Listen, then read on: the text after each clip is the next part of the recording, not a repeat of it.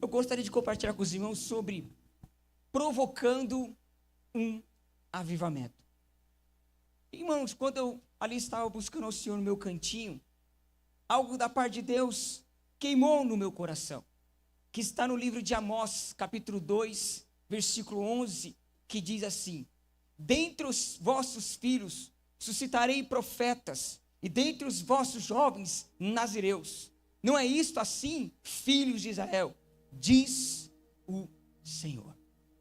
Quando a palavra diz o Senhor, é algo que nós precisamos se atentar, porque veio da parte de Deus, foi da boca de Deus que o profeta ouviu: dos vossos filhos eu vou levantar profetas, e dentre os vossos jovens eu vou levantar nazireus. Nazireu é um homem ou uma mulher chamada por Deus, vocacionado pelo Senhor. E essas pessoas que são vocacionadas pelo Senhor, elas não têm escolha. Elas só têm uma única escolha na vida dela, que eu possa assim ser ousado em falar dessa forma, de confessar Jesus como o Senhor e Salvador. A partir do momento que ela aceitou a Jesus, não tem mais o direito de escolha. Por isso que muitas vezes você quer escapar de Deus, fugir de Deus, esquecer da palavra de Deus, viver uma vida alheia como todo mundo vê, como todo mundo vive. Faz faculdade, estuda, come, dorme, acorda, se casa, normal. Mas você não consegue viver uma vida dessa. Por que você não consegue viver uma vida dessa? Porque você é nazireu de Deus. Não tem escolha. Você foi vocacionado pelo Senhor em nome do Senhor Jesus. E é tão engraçado, irmãos, que as conversas que nós temos não é à toa. Não é à toa, irmão. Você não veio para esse lugar porque você quis vir para cá. O Espírito Santo de Deus trouxe você aqui. E eu tenho certeza que o Senhor vai falar fortemente ao seu coração, como já tem falado.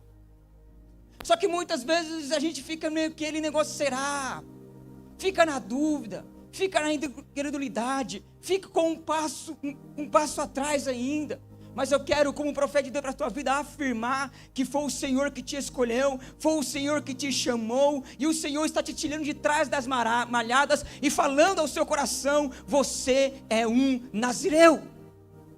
Você é um nazireu de Deus. Eu chamei você pelo seu nome, e o Senhor está falando ao nosso espírito para que eu e você viemos provocar um avivamento em nossa vida em nome do Senhor Jesus. Toda conversa nada por acaso. Eu estava aqui conversando com o Cira 5 minutos antes de começar o culto, e eu me lembrei de algo, irmãos, muito tempo atrás. Minha mãe, para quem não conhece, já dorme no Senhor, já descansa no Senhor. Mas eu lembrei de uma oração da minha mãe, que minha mãe, crente, o pastor pregando, ele pregou sobre consagração, dedicação, você se doar para Cristo, você viver para Cristo. E minha mãe, eu me lembrei de uma oração que minha mãe fez, que ela me contou, antes de partir, que ela foi na frente, nesse dia à frente, e ela consagrou o ventre dela para Jesus. Ela falou: eu não aceito ter filho que não seja chamado por Deus, que não seja nazireu. Desse ventre aqui, só vai nascer profeta, só vai nascer homem de Deus. Eu falei: uau. Isso eu nem era convertido, irmãos, ainda. Nem estava naquela pegada com Jesus. Então, irmãos, Deus te escolheu para ser um nazireu para a glória de Deus, em nome do Senhor Jesus. Você já foi consagrado para Deus. Só que muitas vezes você não tem ainda todo esse conhecimento, esse entendimento. Mas hoje o Espírito Santo vai trazer uma clareza no seu coração. E para de resistir à vontade perfeita de Deus.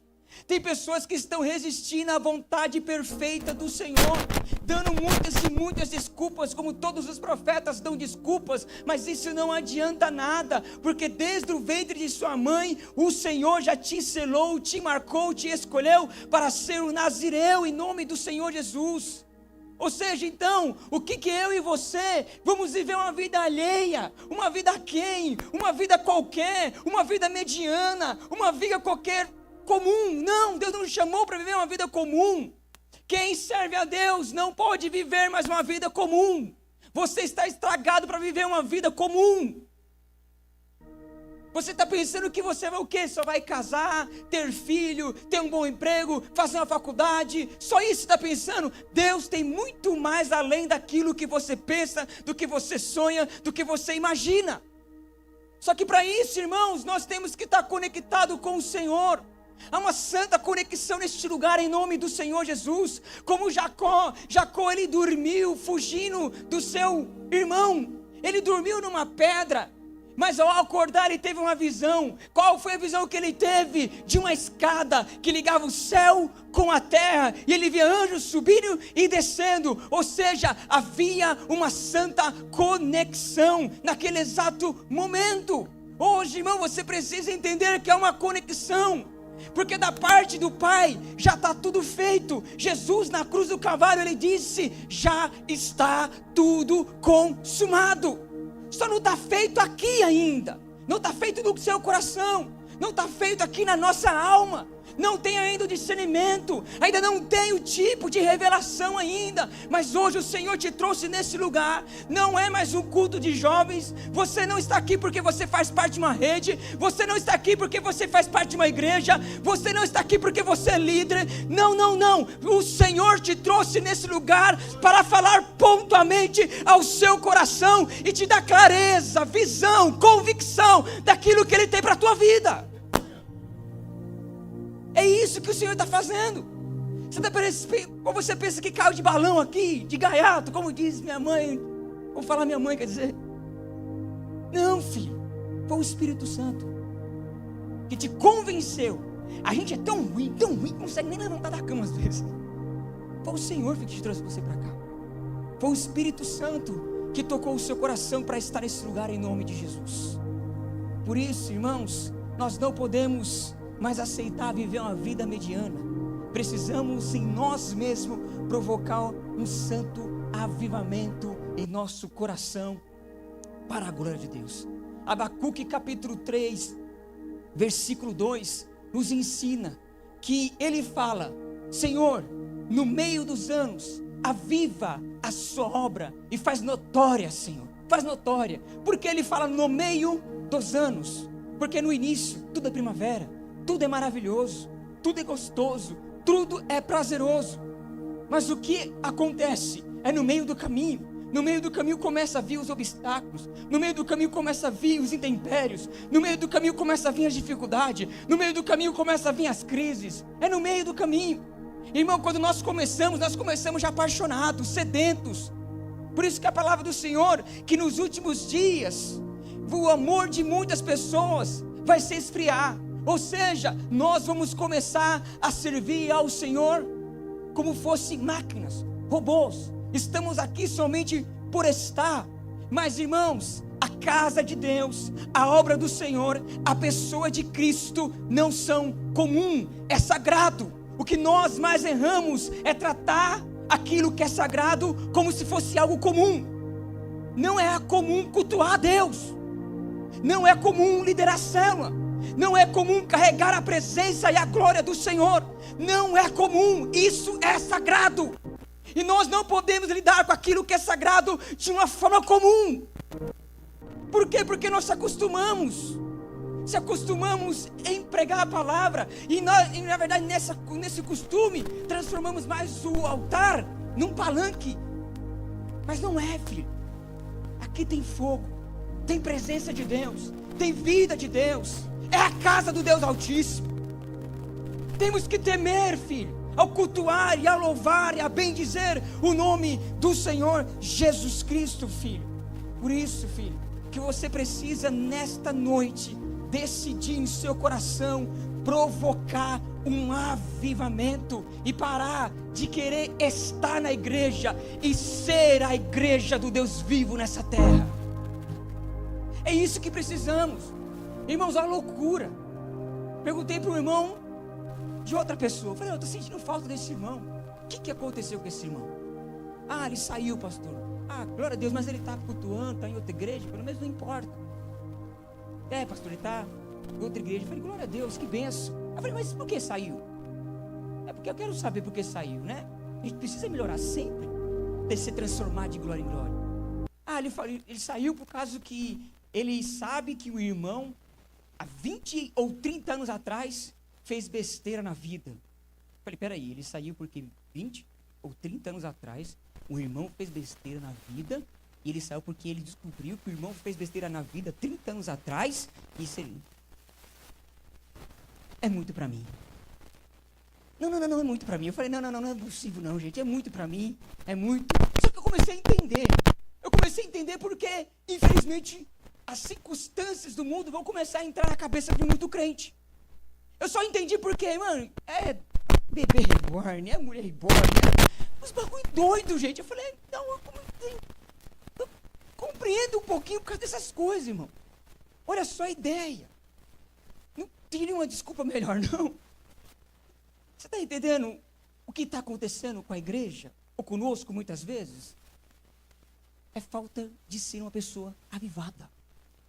Quando você é uma pessoa, irmão, avivada, você não somente quer estar na igreja, você quer ser a igreja do Cristo vivo.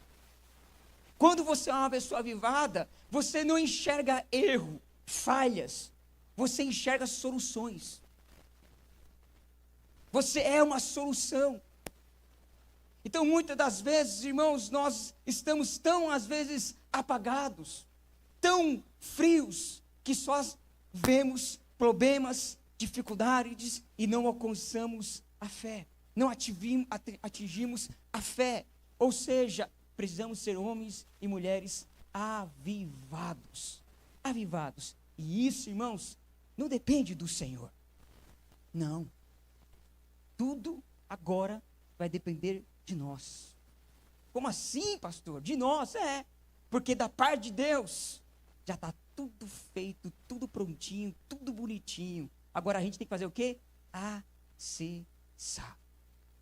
A gente precisa bater na porta até que a porta venha abrir. Nós precisamos o quê? Pedir até que a gente venha receber. Ou seja, já está tudo feito, já está tudo pronto. Mas você não pede, você não clama, você não busca. A gente, irmãos, precisa ser pessoas avivadas. Ou seja, provocar esse avivamento em nosso coração, em nome do Senhor Jesus. Charles Spurgeon, ele disse, reavivamento é viver novamente, receber novamente uma vida que quase expirou, reacender em uma chama, uma centelha vital que estava quase extinta. Reavive-se, filho. Reavive-se. Reavive-se. Para de olhar os defeitos da igreja, que é muitos. E eu vou ser ousado a te falar, se você falar 5, eu falo 15. Cola um irmão, vai falar 30. Porque um dos primeiros problemas, você está olhando para ele de frente já. De frente, você está já olhando para o ícone. Você está entendendo? Só que uma pessoa avivada não vai enxergar esse tipo de coisa. Nós precisamos ser pessoas, o que, irmãos? Avivadas. Avivadas. O Senhor te chamou, filho, para ser um fogaréu. O Senhor te chamou para ser um nazireu. O Senhor te chamou para queimar por Ele. O Senhor te chamou para ser incendiado pelo Espírito. Não ser levado por qualquer tipo de doutrina, ou qualquer tipo de vento, ou qualquer tipo de ensinamento. Mas o Senhor te chamou para ser um servo cheio do Espírito Santo. O Senhor te chamou para ser um filho, e um filho amado para a glória do Senhor, em nome de Jesus. Aí muitos podem falar, pastor, eu estou avivado. Eu também posso falar que eu estou avivado, mas muitas vezes nós estamos acostumados a um êxtase espiritual, de cair no chão, de chorar, de babar. Tudo isso é bom, é aceitável, irmão. Mas depois que nós se levantamos, tem que produzir alguma coisa na sua vida. Tem que produzir alguma coisa no seu coração, em nome do Senhor Jesus. Tem que produzir um verdadeiro arrependimento. Tem que produzir realmente um serviço para a casa do Senhor, em nome do Senhor Jesus. Tem muito fogo, tem muito unção, tem presença. Mas quando vê os desafios, foge, se esconde, faz que nem Elias. Elias, depois de fazer aquele milagre, massacrar 450 profetas de Baal, e ainda zombou dos abestalhados. Zombava, tá surdo, grita mais, o seu Deus está dormindo, e sei lá o que, bico de pato. E aí depois ele ora, Deus vem com fogo. Meu Deus, que milagre é aquele, que loucura, irmão. Que doideira foi aquela. E 450 profetas são mortos. Que era aquela que naquele tempo era lei. Não estava na graça ainda, era lei. E aí, quando Jezabel se levanta e descobre que os profetas delas estão mortos, ela fala que Deus faça a mim tanto, se essas horas você não estiver morto. Sabe o que ele faz? A Bíblia diz em 1 Reis, capítulo 19, versículo 4, que Elias, ele temeu pela sua vida. Temeu e ele fugiu. E porque ele fugiu, irmãos, causou muitos danos para a vida dele. Todo fujão, toda pessoa que auto se preserva, vai causar problema a si mesmo. Elias foi lá dentro de uma caverna. Era para ele estar na caverna? Não. Não era para ele estar numa caverna. Elias teve depressão. Era para ele ter depressão? Não. Elias andou no deserto. Era para ele estar no deserto? Também não. Porque não era para estar lá. Porque ele fugiu. Ela afrontou ele. Era para ele ter permanecido. Mas a Bíblia diz que ele temendo pela sua vida. Socorro, a minha vida, eu vou morrer. Vou cortar minha cabeça. Eu estou desesperado. Elias fugiu. Irmãos, quantos crentes estão fugindo de Deus? Daqui a pouco nós vamos abrir uma congregação, Tiago. Os fujões de Jesus. É possível, cara. E o pior que eu digo que o fujão, oh Deus, o pior que o fujão, ele sempre vai encontrar um problema, uma dificuldade numa pessoa, na célula, no temperamento, na igreja, na visão, e aí vai encontrar. Mas tudo isso, irmão, vai ficar bem consigo mesmo. Mas toma cuidado, esse negócio de ficar bem consigo mesmo. Você tem que ficar bem com Deus. Você tem que ficar bem com Jesus. Você está escutando um pastor, não um coach não, filho. Que prega a palavra de Deus, que anuncia a palavra de Deus. Pode estar bem o que for. Está bem com Jesus? Estou bem com Jesus, glória a Deus, aleluia. Pode passar o que estiver passando na sua vida. Você está bem com Jesus? Estou bem com Jesus. Porque Jesus sempre vai estar bem com você. O problema é nós. Às vezes não estamos bem com Jesus. Mas Jesus sempre vai estar bem conosco, irmão. Entenda algo, filho. Às vezes há muito fogo, há muita unção, muita presença, mas poucas respostas diante dos desafios de Deus. Há muitas pessoas que estão fugindo e auto se sabotando, porque estão fugindo da parte de Deus. Muitos e muitos problemas estão sendo causados porque pessoas estão realmente fugindo daquilo que o Senhor tem para com a vida delas. Por isso, irmãos, eu quero falar e afirmar ao coração dos irmãos que é tempo de nós sermos pessoas avivadas para a glória do Senhor, em nome de Jesus. Existe, irmãos, eu quero falar sobre 3 tipos de avivamento, rapidinho, correndo, urgente, para os irmãos. Existe um tipo de avivamento, que esse avivamento, ele é geral. Ele vai ser por toda a face da terra. Apocalipse capítulo 6, está nos ensinando sobre o arrebatamento, irmão. Esse será um grande e temível dia do Senhor, que o povo de Deus, o povo escolhido, o povo que anda em fé, o povo que anda vigiando, esse povo será recolhido para o Senhor. Imagina esse dia, que loucura vai ser, que doideira vai ser. Imagina as pessoas, é verdade, os crentes falavam, é verdade, uns vão meter o louco, vão falar que são os ETs, e essas coisas mais. Mas outros vão falar, meu Deus, eu não fui, e agora? Imagine, irmão, a terra inteira, porque todo olho verá, não tem jeito. Imagina o quebrantamento, o arrependimento. Imagina os uivos, os gritos, os clamores que ficou.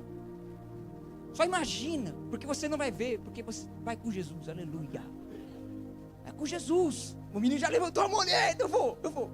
Amém, está certo. É isso mesmo. Então, um dos primeiros, irmãos, avivamento é geral, vai ser por completo, vai tocar toda a face da terra. O outro avivamento que eu quero falar Esse avivamento, irmão, é local. É um avivamento, irmãos, que Deus toca uma cidade, que Deus toca um país, que Deus toca um estado. E nós vimos aí, na vez de muitos e muitos homens de Deus, como na Rua Azusa, Charles Spurgeon, né?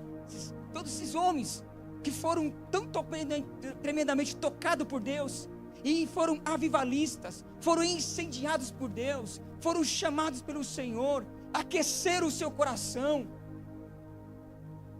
Então esse avivamento que eu quero falar é um avivamento local, mas o que eu quero me deter mais, irmãos, é num avivamento pessoal. Que a falta de um avivamento local não se torne desculpa para que você não venha a ser avivado. Porque às vezes, a minha igreja, o meu pastor, o meu líder, a minha casa, não, e você? Nunca é você. Temos, irmãos, que manter o nosso coração ativo, incendiado. A Bíblia diz em Isaías capítulo 44, versículo 3: porque derramarei água sobre o sedento. Quem tem sede aí, dá glória a Deus. Então é sobre a sua vida que o Senhor vai derramar em nome do Senhor Jesus. Em rios sobre a terra seca, derramarei o meu espírito sobre a tua posteridade e a minha bênção sobre os teus descendentes. Irmãos, nós não podemos provocar, nós não podemos, irmãos, criar o avivamento. Desculpa, nós não podemos criar o avivamento, porque o avivamento já foi criado por Deus. Está tudo resolvido da parte do Senhor, mas nós podemos provocar, buscando intensamente a casa de Deus, buscando intensamente a glória do Senhor, como Daniel fez. Daniel capítulo 9, versículo 2. Daniel estava lendo as escrituras, e Daniel percebeu, eu só não vou ler, irmão, para ganhar tempo, tá bom? Depois você lê lá, Daniel capítulo 9, versículo 2. E Daniel percebeu que através das escrituras já tinha passado o tempo da desolação do povo de Israel. Jeremias capítulo 24 nos ensina que o povo de Israel estava pecando, e o povo de Israel seria aprisionado por 70 anos na Babilônia. Seriam cativos, seriam escravos, e não é bom viver como escravo. Só você colocar em alguns filmes de YouTube aí que você vai ver que não é legal ver de estar como escravo. Só que Daniel estava lendo, e quando Daniel estava lendo, ele percebeu, irmão, que já tinha passado o tempo, que já estava com 5 anos a mais, era 75 anos, e o que Daniel fez? Não, Daniel aplicou o coração, Daniel se humilhou diante de Deus, com jejum, com oração, com súplica, vestiu pano de saco e começou a se humilhar, a aplicar o coração, a buscar o Senhor, querendo resposta da parte de Deus, porque a promessa não se cumpria. Era como Deus falasse para Daniel: Daniel, a minha promessa já se cumpriu sobre a tua vida, as minhas bênçãos já estão na sua vida. 1 Coríntios capítulo 1, versículo 20, que por Ele é o amém em todas as suas promessas. Quem é o amém? Jesus. Então todas as promessas de Deus para a nossa vida já estão liberadas para conosco, mas o que falta é entendimento, o que falta é revelação, o que falta é entendimento, o que falta é se humilhar, o que falta é buscar, o que falta é crer, porque da parte de lá Deus está falando, está tudo feito. Só que o seu coração, o meu coração, ainda não está receptível para receber da parte do Senhor aquilo que Ele tem para com a nossa vida. Deixa eu falar algo para você: o teu milagre já está disponível para a sua vida. O milagre do avivamento já está disponível para a minha vida. Já está tudo, irmão, disponível. Agora nós temos que aplicar o nosso coração em buscar, irmão, zelosamente o avivamento para com a nossa vida. Ser cheios da presença de Deus em nome de Jesus. E eu quero encerrar aqui, irmãos, que da parte do Senhor já está tudo feito. Precisamos tirar esse misticismo da nossa mente. Tudo foi Deus que fez, é verdade, tudo foi Deus que fez, tudo Deus criou e formou. Mas muitas vezes nós somos muito passivos, muitos irresponsáveis às vezes, e falamos que não está acontecendo, porque o Senhor não quer. É o tempo de Deus. E começamos a falar essas coisas para ficarmos bem com nós mesmos. Mas o Senhor nos orienta, filho. Olha, Salmo 127, versículo 1. Se o Senhor não edificar a casa, em vão trabalham os que edificam. Se o Senhor não guardar a cidade, em vão vigia a sentinela. Inútil vos será levantar de madrugada, repousar à tarde, comer o pão de dores, pois assim dá eles aos seus amados o sono. E aí as pessoas entendem o quê? Que não precisa mais vigiar, que não precisa mais de sentinela, que não precisa mais trabalhar. Mas o Senhor não está falando isso. O Senhor só está dizendo: em vão o trabalhador que trabalha se não confiar em mim. O Senhor não está falando para você não trabalhar. O Senhor não está falando para que nós não vamos vigiar. O Senhor não está dizendo para não colocar uma sentinela. O que o Senhor está falando é em vão, se não confiar nele, se não crer nele. É isso que o Senhor está falando, irmão. Ou seja, a vontade de Deus é boa, perfeita e agradável. A vontade de Deus é que todo homem venha a ser salvo. Mas nesse exato momento todo homem está sendo salvo. Por que não está sendo salvo se a vontade de Deus é essa vontade de Deus, que todo homem venha a ser salvo? Por que não está acontecendo? Porque eu quero ser ousado em falar, irmãos. Tem uma parte que cabe a nós, a você, de confessar com a sua boca e crer com o seu coração que Jesus Cristo é o seu Senhor e o seu Salvador. No tempo de Deus, na hora de Deus, quando Ele quiser, na flechada que eu senti, Jesus é cupido agora. Não, filho, decida. O que você quer fazer? Onde você quer ir? Nós, irmãos, precisamos decidir ser avivados ou não. Decidir ser o problema ou ser a solução. É você que precisa decidir isso. Para de viver uma vida de jogar culpa ou responsabilidade em Deus e nas outras pessoas, irmãos. Paulo mesmo fala: eu trabalhei, Paulo trabalhou, nós vamos trabalhar também, porque a graça em minha vida e a graça na sua vida não pode ser vã, tem que manifestar com graça, com poder e com autoridade, em nome do Senhor Jesus, para a glória de Deus, irmãos. Então nós precisamos, irmãos, tomar hoje uma decisão. O que nós vamos ser a partir de agora? Coloquei esse tema de propósito, provocando o avivamento. É nós, irmãos, que vamos ter o coração zeloso para com o Senhor. Tem muitas e muitas profecias, irmãos, sendo liberadas para o Brasil, sim ou não? Os irmãos veem aí os profetas, homens de Deus mesmo, zelosos, que profetizam sobre nossa nação, que declaram sobre a nação, nossa nação. E por que será que não aconteceu ainda?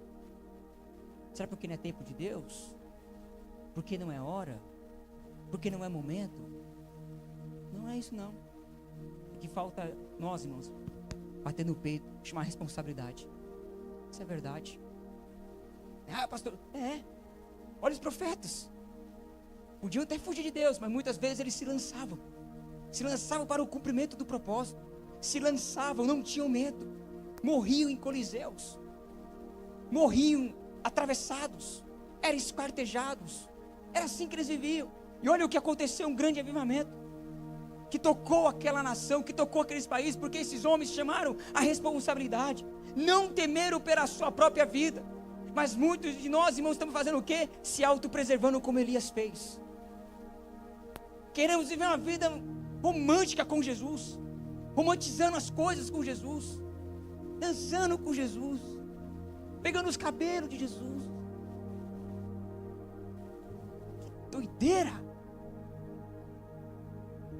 E aí, irmãos, qual que é o problema disso? Perdemos o temor, que Ele é o Senhor. Esse é o problema.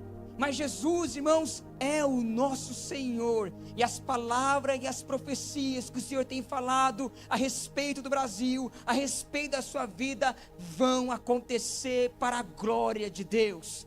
E eu termino aqui, quando Paulo vira para o seu filho na fé, Timóteo, Paulo fala para ele assim, em 1 Timóteo capítulo 1, versículo 18. Gostaria que você se colocasse de pé em nome de Jesus. Porque eu vou ler esse versículo da palavra de Deus. Se prepara aí os novos de treinamento em nome de Jesus, que está chamando. Diz assim, Paulo falando para o seu filho Timóteo: Este mandamento te dou, meu filho Timóteo, que segundo as profecias que houve acerca de ti, teve profecias acerca de ti, sim ou não, irmãos? Com certeza teve muita palavra sobre você. Tenho certeza disso, que muitas orações, muitas palavras, muitas profecias vieram sobre a sua vida. O nosso defeito é que a gente não anota, aí esquece. E aí esquece de orar, para que a profecia venha se cumprir. Esquece, anote, filho. Você vê que é de Deus, que há a testificar, anota. Escreve, em qualquer lugar, para que você lembre da palavra de Deus. Era isso que Paulo estava falando para o seu filho na fé, Timóteo. Que ouve acerca de ti. Aí vem uma palavra que muitos hoje não querem.